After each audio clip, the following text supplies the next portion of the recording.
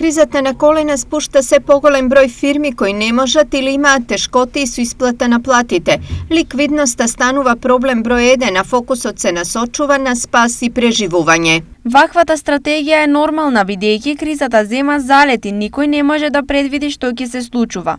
Многу компании сега работат тешко и во вакви услови први жртви се малите и немокни да ги издржат кризните потреси. Објаснуваат економисти.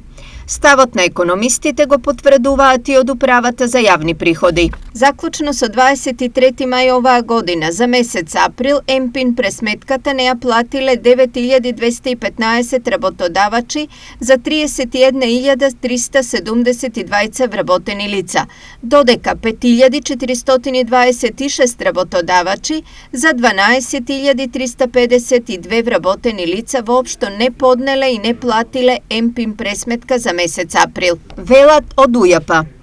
Од своја страна работната и финансиска неизвестност бизнисмените ја објаснуваат на следниот начин. Евентуално приливите од странство би можеле да каснат при случаи на